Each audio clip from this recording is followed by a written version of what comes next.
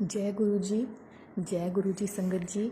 मेरा नाम नेहा है, मैं चंडीगढ़ से हूँ। ये मेरा दूसरा सत्संग है। कुछ दिन पहले ही मैंने मेरा पहला सत्संग शेयर किया था, जिसमें मैंने अपनी गुरु जी के साथ जर्नी मेरी स्टार्ट हुई, कैसे हुई उसके बारे में बताया था, कैसे मेरी आइज़ ठीक हुई। आज मैं आपको इस सत्संग में बताऊंगी कि गुरु जी का स्वरूप घर पे कैसे आया। महिमा गुरु जी की कितनी अपरंपार है कि गुरु जी का स्वरूप मेरे घर में कैसे आया। आज मैं उसके बारे में इस सत्संग में बताऊंगी। जैसे कि पिछले सत्संग में मैंने बताया था कि मेरी मदर के घर मेरी गुरु जी की जर्नी स्टार्ट हुई गुरु जी के साथ।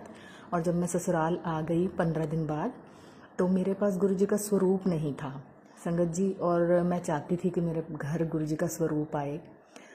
तो जब मैं घर पे आई तो मैंने गुरु जी का मंत्र जाप किया करती थी सुबह शाम, और गुरु जी को याद किया करती थी। पर मेरी चाहत बहुत थी कि काश गुरु जी का स्वरूप किसी तरह मेरे घर आए। और संगत जी, मैं आपको बताना चाहूँगी कि मेरे घर में थोड़ा सा ऐसे, थोड़ा मेरी मदर इन लॉ के साथ थोड़ा है इशू, कि मुझे ये था कि वो बिल्कुल भी अलाउ ही नहीं करेंगे। स्वरूप मैं कैसे लेके आऊँगी, ये तो इम्पॉसिबल है। तो मेरे मन में बहुत दुविधा थी कि किसी तरह गुरु जी कोई रास्ता निकाल दे, कुछ ऐसा हो जाए चमत्कार कि मैं भी गुरु जी का स्वरूप अपने मंदिर में रखूं और पूजा करूं गुरु जी की। पर मुझे अंदर ही अंदर ये चीज़ पता थी कि ये नामुमकिन है। तो शुरू में मैंने क्या किया कि जो मेरा रूम है वहाँ पे जो हमारी एलईडी लगी हुई है उसके सामने ही नीचे ड्रॉर है, ड्रॉर के ऊपर मैंने गुरु जी का सिर्फ नाम लेके गुरु जी का मन में नाम लिया, और मैंने जल की बोतल भर के जल अपने बच्चों के लिए और अपने लिए वहाँ पे रखा। गुरु जी के सामने हाथ जोड़े, गुरु जी को याद किया, दिल में याद किया, क्योंकि मेरे पास स्वरूप तो था नहीं। तो वो मैं रात भर ऐसे रखती थी और सुबह मैं बच्चों को दे देती थी। तो बच्चे भी पीते थे, मैं भी और मेरे अंकल जी भी, हम चारों। ऐसे करते करते 2-3 दिन निकल गए। और संगत जी, जब मैं किचन में काम करती थी तो मेरी जो सासू माँ है वो थोड़ा लेट उठते हैं। मैं सुबह 4 बजे उठ जाती हूँ, मेरे बच्चों ने प्रैक्टिस पे जाना होता है। तो मैं पहले तो सुन लेती थी लाउड कि गुरु जी का मंत्र लगा दिया, गुरु जी के भजन सुन लिए। तो जब मेरी सासू माँ आती थी पूजा करने के लिए, वो 6:30 ऐसे 6, 6:30, तो मैं या तो फिर मुझे हेडफोन लगाना पड़ता था, क्योंकि मुझे ये भी डर था कि अगर मैं ऐसे लगाऊंगी तो कहीं ये मेरे को बोले ना कि मतलब कौन से गुरु जी हैं, क्यों ये सुन रही है, या ऐसा कुछ बात ना हो घर में। तो इसलिए मैं छुप छुप के गुरु जी के भजन सुना करती थी, छुप छुप के मंत्र जाप सुना करती थी। जब अपने रूम में होती थी तो धीरे धीरे लगा लेती थी, नहीं तो मैं हेडफोन्स लगा के सुनती थी। और जब सासू माँ आती थी तो मैं मतलब ढक देती थी फ़ोन को, किसी तरह की गुरु जी की स्वरूप दिख रहा है फ़ोन में भजन के साथ या मंत्र जाप के साथ, तो मेरी सासू माँ ना देख के पूछें कि क्या है ये, क्यों है ये। तो मन में बहुत डर था। तो कुछ दिन ऐसे ही निकल गए संगत जी, ऐसे ही जल प्रसाद हम पीते रहे, ग्रहण करते रहे, मैं, मेरे बच्चे, मेरे अंकल जी। तो कुछ दिन बाद कुछ दिन बाद हम बैठे थे, तो मन में यही सिर्फ और ये सिर्फ यही दुविधा मेरे मन में चलती थी कि मैं स्वरूप कैसे लेके आऊँ। कुछ ऐसा हो जाए, गुरु जी कोई ऐसा चमत्कार कर दें कि घर पे स्वरूप आ जाए गुरु जी का।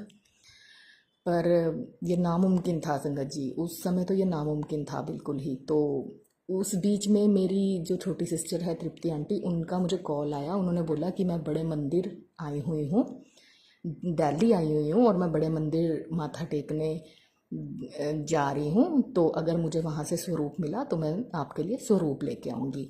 तो मैंने उसे बोला कि ठीक है, आप लेके आना, पर कोशिश करना कि पॉकेट स्वरूप ही मिले जिसे मैं अपने पर्स में रख सकूँ ईजीली, क्योंकि बड़ा स्वरूप तो मैं घर में रख नहीं सकती हूँ अभी। तो हम मेरी उससे बात हो गई, और 2 दिन बाद वो गई बड़े मंदिर और उसको मेरे लिए पॉकेट स्वरूप मिला, और उसने मुझे फ़ोन करके बताया कि मैं तेरे लिए पॉकेट स्वरूप लेके आई हूँ, और जब भी तुम मुझे मिलोगी तो मैं आपको ये दे दूँगी। तो मैंने बोला कि ठीक है। तो मैं अंदर ही अंदर बहुत खुश थी कि गुरुजी मेरे घर आएंगे, पॉकेट्स, चाहे मैं सामने नहीं रख पाऊँगी स्वरूप को, पर मैं अपनी पॉकेट में या अपने पर्स में उसे रखूँगी। तो संगत जी, उससे ही 1 दिन बाद अचानक से हम सुबह का नाश्ता बना के, मैं फ्री हुई थी, बच्चों की छुट्टी थी, तो सासू माँ भी बैठी हुई थी, काम करके हम फ्री हो गए थे, तो एकदम से नोक हुआ और मेरी बुआ सास घर पे आए। तो जबकि संगत जी वो जो हैं वो कभी भी अकेले नहीं आते, या तो वो फ़ोन करके ही आते हैं, बता के आते हैं, या फिर साथ में उनकी कोई बहू या उनके हस्बैंड कोई ना कोई ज़रूर आता है। और अचानक से वो कभी नहीं आए हैं। मेरी शादी को 9 साल हो गए हैं, जब भी वो आए हैं, वैसे तो वो कम ही आते हैं, बहुत कम आते हैं, तो जब भी आते हैं तो वो पहले फ़ोन करके बोलते हैं कि मैं आ रही हूँ, पूछते हैं कि आप घर पे हो या नहीं। तो उस दिन वो अचानक से आ गए और ग्रेप्स का लिफाफा उन्होंने हाथ में पकड़ा हुआ, और मैंने उनको प्रणाम किया तो उन्होंने मुझे गले से लगाया, कहते कि मैं तेरी आंखों का पता लेने आई हूँ। और संगत जी उसी से एक दिन पहले शाम को मैं सत्संग सुन रही थी फ़ोन पे, तो मुझे मैसेज फ्लैश हुआ था गुरु जी का कि मैं तेरे घर आवांगा, पछान ले मैनू, मैं आवांगा तो चाह पी के जावांगा। तो संगत जी उसके बाद जैसे बुआ जी आए तो मैंने बुआ जी को गले लगाया, और बुआ जी बोलते कि मैं तेरी तो आंखों का पता करने आई थी, सॉरी मैं आ नहीं सकी।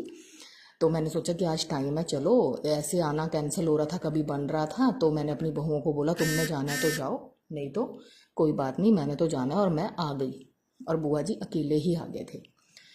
तो संगत जी मैं इतनी खुश हुई देख के कि हाँ चलो बुआ जी आए हैं, और बुआ जी बहुत अच्छे हैं, बहुत बॉन्डिंग है मेरी उनके साथ।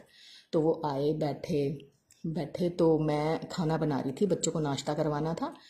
बुआ जी बैठे थे मेरी सासू माँ के साथ डाइनिंग टेबल पे, हॉल में ही हम सब बैठे हुए थे। वो डाइनिंग टेबल पे मेरी सासू माँ के बैठ बैठ गए, उन्हें मैंने पानी दिया और चाय दी, और उसके बाद मैं बच्चों को खाना खिलाने लगी, सामने ही सोफे पे बैठ के वो बच्चे टीवी देख रहे थे।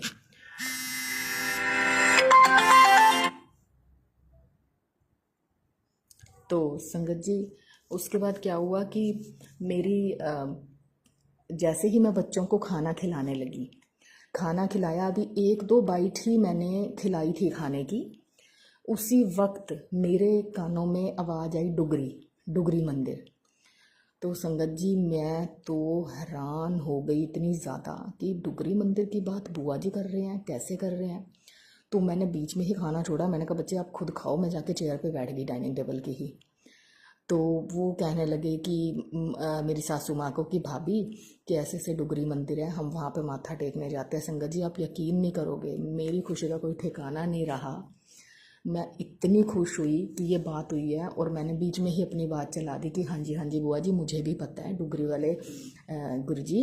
तो मैंने कहा मैं, मेरे मम्मा जाते हैं, मेरी सिस्टर जाती हैं, मेरी चाची जी जाती हैं, तो अभी जब मैं मम्मा के घर गई हुई थी तो उन्होंने मुझे बताया था। मैंने इसलिए ये बात शुरू की कि सासू माँ के कानों में ये बात पड़े, अब बात हो ही रही है तो ये बात पड़े कि शायद कोई रास्ता निकल जाए कि मैं गुरु जी का स्वरूप ला के मंदिर में रख सकूँ और गुरु जी की पूजा कर सकूँ।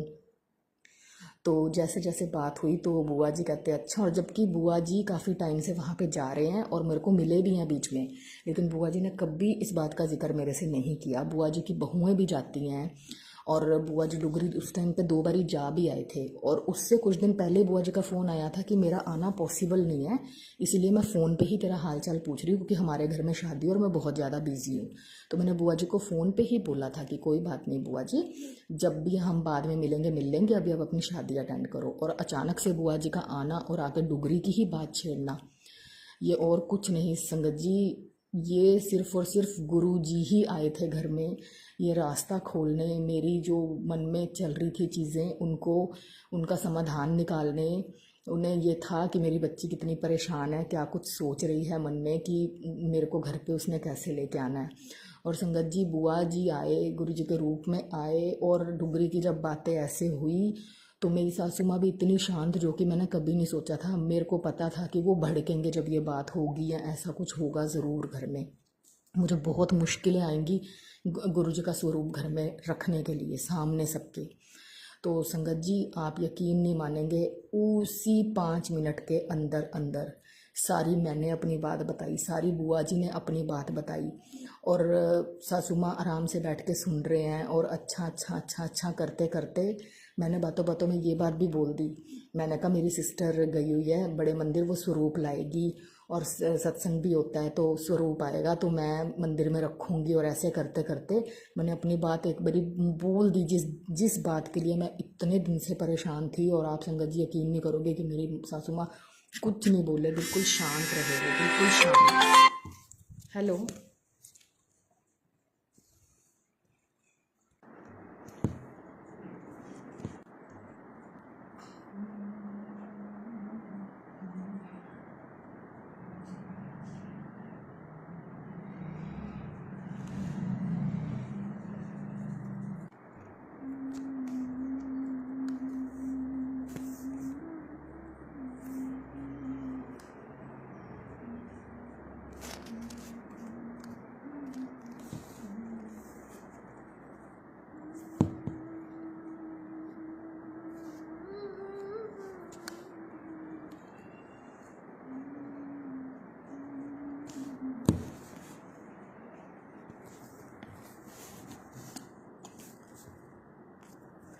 संगत जी, उसके बाद क्या हुआ कि सासू माँ भी बिल्कुल शांत, कोई उन्होंने कुछ नहीं कहा। ठीक है वो करते रहे।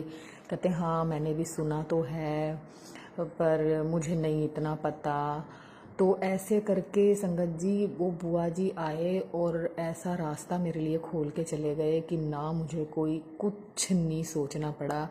मैंने अपनी बात भी बोल दी और बुआ जी उस दिन जब आए तो एक अलग सी मुझे ऐसे फीलिंग आई। एक तो अचानक से आ गए, उसके बाद उन्होंने रेस्ट किया, खाना खाया शाम की, फिर उन्होंने चाय पी और हम जाके उनको उनके घर तक छोड़ के आए।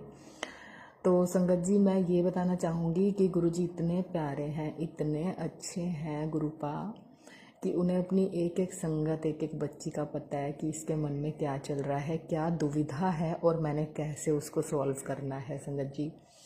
संगत जी उसी के 2 दिन बाद सत्संग था घर के पास ही, मतलब जहाँ मम्मा रहते हैं, थोड़ा सा दूर है बट लोकल है। तो वो सत्संग भी मैंने अटेंड किया, जो कि मैं सोच नहीं सकती थी। मैं उसके बारे में भी सोचे जा रही थी कि मैं क्या बोलूँगी घर पे, क्योंकि सत्संग तो 6 PM ऑनवर्ड्स चलता है और आते आते हमें वही 11 साढ़े 11 ऐसे हो जाएंगे। मैं क्या बोल के जाऊँगी, जा भी पाऊँगी कि नहीं। और मन से इतनी गुरु पूर्णिमा का जो सत्संग महीने में एक बार होता है, इतनी इच्छा थी कि मैं वो अटेंड करूं। मेरा वो रास्ता भी गुरुजी ने खोल दिया। 2 दिन बाद जब मैं गई, सत्संग अटेंड किया, इतना इतना इतना सुकून मिला संगत जी, इतना सुकून मिला वहाँ बैठ के, वहाँ गुरुजी का ध्यान करके, गुरुजी की जो स्वरूप है उसे देख के ऐसे हो रहा था, ऐसे लग रहा था कि जैसे सच में गुरुजी देख रहे हैं हम सबको। वहाँ पे हमने जल प्रसाद लिया, चाय प्रसाद लिया, लंगर प्रसाद हमने खाया, मेरे बच्चों ने खाया, मेरे अंकल जी ने खाया। और जबकि संगत जी मेरे अंकल जी हैं, वो उनको ज़्यादा उनके अंदर पेशेंस नहीं है कि हाँ वो बैठते नहीं है ज़्यादा, कि अगर मंदिर भी गए कि चलो चलो 2 मिनट में, चलो 5 मिनट बैठो। एक तो शेड्यूल बिजी रहता है और दूसरा वो ज़्यादा नहीं बैठते। और संगत जी आप यकीन नहीं करेंगे कि वो 3 घंटे से भी शायद ज़्यादा ही हो गए थे, वो आराम से बैठे, बड़े प्यार से बैठे।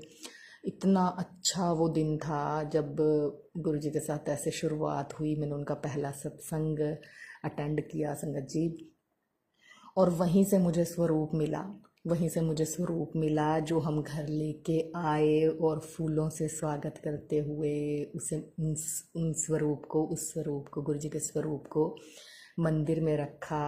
और मैं धन्य हो गई कि गुरुजी मेरे घर आ गए। नेक्स्ट डे से मैंने उस दिन रात को 12 बज गए थे, फूलों से स्वागत किया। फिर हमने अपना पूजा पाठ शुरू की और बिना किसी हिचकिचाहट के, बिना किसी डर के, बिल्कुल अच्छे से मैंने गुरुजी का मतलब नाम जपा और भजन लगाए और मंत्र जाप लगाया। उस दिन से आज तक मतलब मुझे इतनी खुशी हुई, मेरे गुरुजी ने मुझ पे इतनी मेहर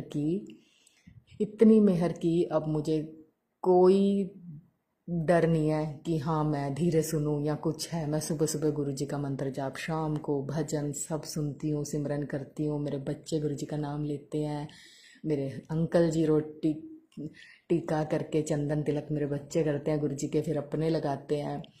तो संगत जी इतनी खुशहाली मेरे घर में उस दिन से आ गई है, सुख शांति बहुत आई है। जो घर का माहौल ऐसे ही बना रहता था, मेरी मदर इन लॉ के साथ नहीं वो था, कुछ परेशानी चल रही थी, उनके स्वभाव में बहुत ज़्यादा फ़र्क आया है, बहुत ज़्यादा। मेरे मन को बहुत ज़्यादा शांति मिली है, जो कि मैं हमेशा टेंशन में रहती थी, हमेशा चिड़चिड़ा स्वभाव रहता था, छोटी छोटी बातों पे लड़ाइयाँ होनी, ये चीज़ें बिल्कुल ख़त्म हो गई, बिल्कुल। संगत जी सत्संग तो बहुत सारे हैं जो मैं जल्दी ही अपने नेक्स्ट सत्संग में शेयर करूँगी आपके साथ। तो अभी बहुत ज़्यादा नहीं लंबा करना है सत्संग को। तो मैं उम्मीद करती हूँ कि जो ये आंटी जी सत्संग सुनेंगे वो ज़रूर मेरा सत्संग शेयर करेंगे। इन आंटी जी को भी बहुत बहुत बहुत बहुत थैंक यू, बहुत शुक्रिया। और बहुत सारी गुरुजी ने ब्लेसिंग दे कि ये हमारी सारी हम संगत का जो सत्संग है वो शेयर करते हैं और बहुत ही ब्लेसिंग्स इन्हें मिले, बहुत पुण्य का काम ये करते हैं। तो अब मैं अपनी वाणी को यहीं विराम देना चाहूँगी गुरु जी के मंत्र जाप के साथ। ओम नमः शिवाय, शिव जी सदा सहाय। ओम नमः शिवाय, गुरु जी सदा सहाय। जय गुरु जी, जय संगत जी।